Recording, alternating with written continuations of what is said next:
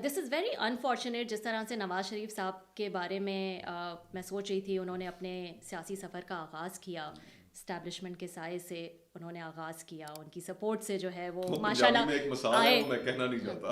नहीं नहीं, आप कह देखें, ये पॉडकास्ट घूम और गए। यूट्यूब का फ़ायदा ये है कि यहाँ पे सब कुछ नहीं कहा जा नहीं, सकता लेकिन है। इखलाक का दामन तो नहीं दिस छोड़ सकते ना। हाँ, तो जहां से चले थे बस वहीं आकर मैं रुक आपसे गए। यही कहना चाह रही हूँ कि दिस इज़ वेरी अनफॉर्चुनेट। हालांकि बीच में एक लंबा अरसा उन्होंने गुजारा जिसमें उन्होंने एंटी स्टैब्लिशमेंट सियासत की, उन्होंने 2 दफ़ा जिला वतनी जी। काटी, वो जेलों में गए, वो हाईजैकिंग के केस में जेल पे गए, उनकी फैमिली ने इतना सफ़र किया, but why to end it like this in Exactly. the last phase of his तो वो political career? इर्तिका का अमल जो है ना, हम तो सारे यही समझते थे कि हर जो सियासतदान है जो पिछले 30-40 सालों में जिन इर्तिका के अमल से गुजरा है, अब वो भी सीख चुके हैं कि यार कि नहीं, अगर हमने मुल्क को ठीक करना है तो इन कॉन्ट्रडिक्शंस को हमें दूर करना पड़ेगा, हमें इस्टेब्लिशमेंट को कंधा नहीं देना पड़ेगा, अपने मुखालिफ को कमजोर करने के लिए उनके साथ मिलकर साजिशें नहीं करनी पड़ेंगी। तो इसीलिए तो मिसाक जमहूरियत साइन किया, चार्टर ऑफ डेमोक्रेसी अगर आप पढ़ें तो उसके अंदर ये उस वक्त की जमातों ने बैठकर ये बात तय किया, दस्तखत किया कि हम कभी भी इस्टेब्लिशमेंट का कंधा इस्तेमाल करके हुकूमत में नहीं आएंगे।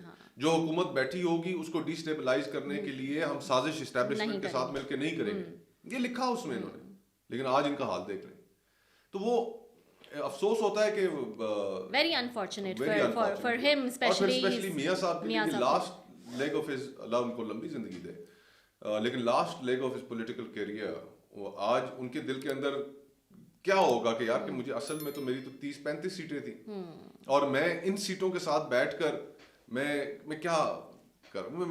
मैं तो यकीन माने कि वैसे ही सोचकर थोड़ा सा ये हैरानगी होती है, दुख भी होता है, डर भी लगता है कि उस असेंबली के अंदर अब ये सारे जाकर हल्फ लेंगे जहां असेंबली के बाहर इतना बड़ा कलमा पाक लिखा हुआ है, और फिर उस अंदर असेंबली का जो हॉल है, उस हॉल के ऊपर 99 नाम जो है ऊपर एक गोल दायरे में वो अल्लाह सुब्हाना ताला के लिखे हुए, उसके नीचे खड़े होकर झूठे फॉर्म 47 और 48 और 49 की बुनियाद पे ये खड़े हल्फ ले रहे होंगे। जैसे हम अभी डिस्कस कर रहे थे कि वो ये एक मजाक भी है कि आप फॉर्म 45 वाले एमपी हैं या फॉर्म 47 वाले या फेब 8 वाले एमपी हैं या फेब 9 वाले एमपी हैं, तो ये मतलब it's a joke right now. It's a joke. तो मैं तो अब मुस्लिम लीग नून के अंदर कुछ दोस्त हैं जिन्होंने इन हालात के अंदर भी उन्होंने जीतने से इनकार कर दिया। उनका जनाब, अच्छा, हाँ देखिए ना, ख्वाजा साद रफीक साहब का नाम लिया जा रहा है कि उन्होंने ना सिर्फ अपनी हार को तस्लीम किया, अपने मुखालिफ को मुबारकबाद भी दी, बल्कि उनको जिताने की कोशिश हो रही थी, जिसको अंसार अब्बासी साहब ने कॉलम लिखा, जिसको उन्होंने मना कर और उन्होंने कॉलम का उन्वान था जंग अखबार में सियासत के खूबसूरत चेहरे, और उसके अंदर उन्होंने उनका जिक्र किया और ये बात लिखी कि उनको भी कहा गया था कि जनाब हम आपको जिता देंगे। उन्होंने कहा नहीं जी, बड़ी मेहरबानी, अच्छा, मैं नहीं जीतना चाहता।